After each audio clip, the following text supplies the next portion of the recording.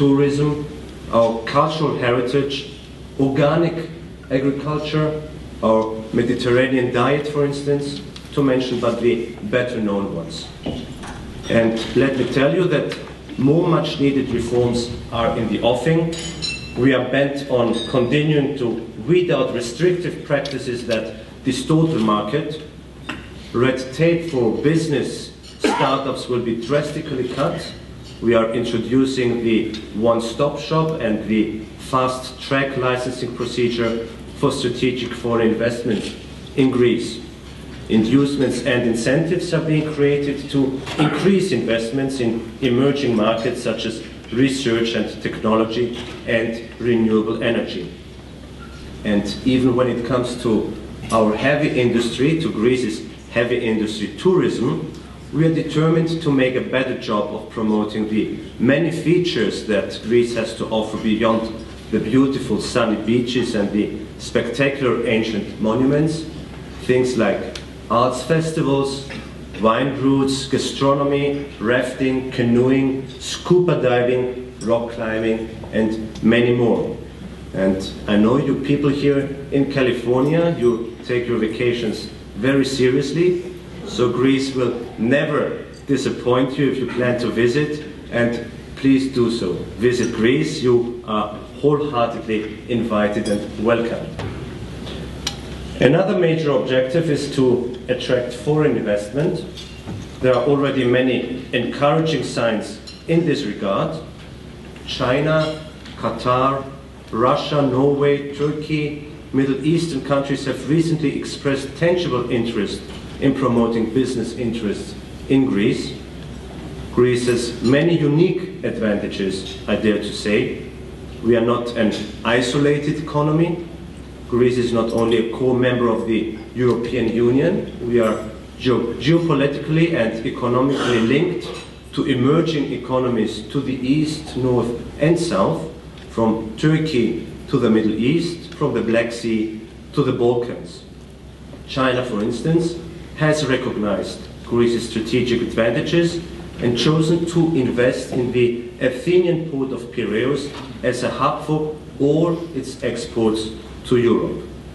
On this score, Prime Minister George Papandreou is personally involved in shoring up involvement in the Greek market by successful businesses owned by Greeks living abroad, including the very prosperous members of the Greek-American community. And the successes, and I think you can attest to this, of the Greek-American community in so many different fields, whether it's Hollywood, Silicon Valley, academia and the East Coast, this just shows that the entrepreneurial spirit, but also the dynamism of the Greek people. And at this point, I would like to extend my sincere appreciation and thank all those Greek Americans and our Greek American community as a whole for the solidarity and support already shown to our patrida, to our home country, Greece. And may I proudly reveal to you that I myself am part of the Greek diaspora, having been born in Cyprus, having been raised and having spent most of my life abroad. So I know very well myself the feelings of pride, but sometimes also the feelings of disappointment, even anger about some developments, negative developments in our country.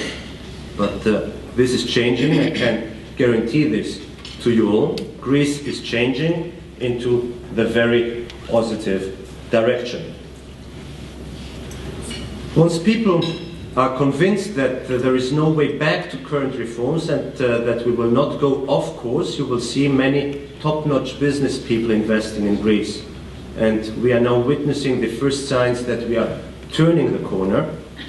A few days ago, for instance, in the margins of the United Nations General Assembly, we have signed a memorandum of understanding with Qatar, which laid the groundwork for investments in the amount of more than 5 billion euros in Greece.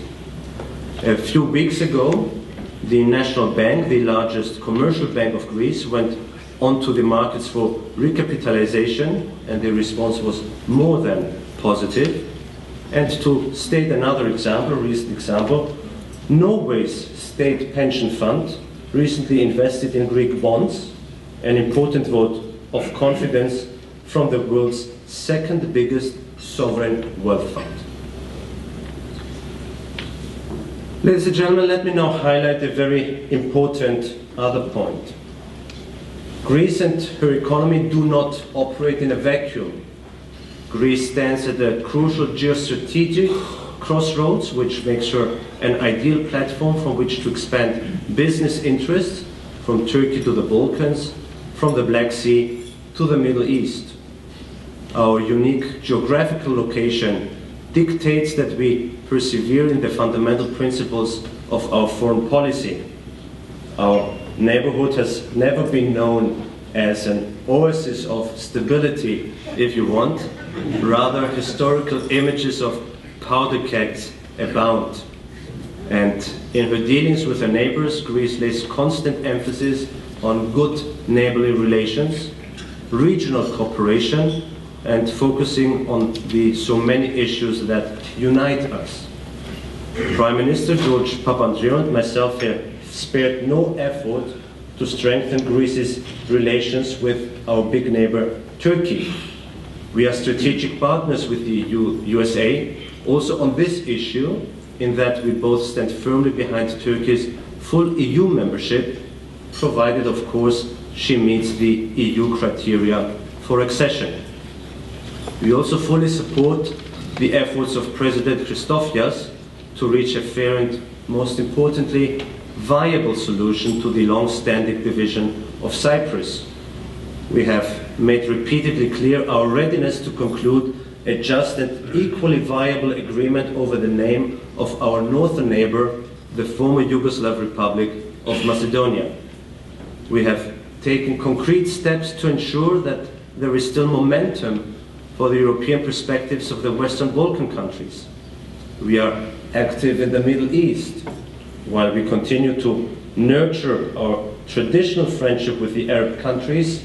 The deepening and widening of Greek-Israeli relations serve mutual strategic interests and reflect our common vision for regional stability.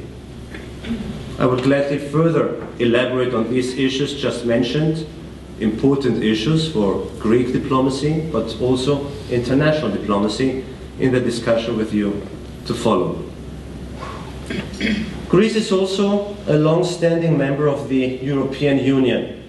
And here again, I'm proud to say that in responding to the recent crisis, not only Greece did confound her critics and exceed expectations, but also Europe, the European Union, and our common currency, the so-called euro. The EU is now stronger and more united, robust and transparent. Based on the lessons learned from the crisis, the Union too has taken decisive steps to establish safer and sounder mechanisms of financial governance. Tighter oversight has been established of national budgets. Furthermore, greater transparency is being enforced in the financial sector to ward off the danger of the recurrence of past weaknesses. Under new EU rules, banks are required to store more capital and ensure adequate lending flowing to the real economy. Hedge funds, derivatives and credit default swaps were rightly seen by many as being a main reason for the recent crisis, and indeed, as a financial means, they have often been abused, since investors in so-called naked swaps have no direct interest in a country's economy other than seeing it go down in a vicious circle of self-fulfilling prophecy, based on a growing perception of seriously increased risks, which in turn can lead to higher borrowing costs. So again, under new EU regulations, they will be subject to closer scrutiny so as to prevent reckless risk-taking. So if the Greek crisis was a wake-up call for Europe, it should also serve as a wake-up call to the rest of the world. Greece is surely not alone in the challenges we face, nor in the solutions we must seek. Ladies and gentlemen, it has been a true honor to be included in the long roster of distinguished speakers that have stood at this podium. I will conclude with another famous ancient Greek quote, "Τα αγαθά κόπης κτώνται," which means success is a flagship of success. Thank you very much for your attention.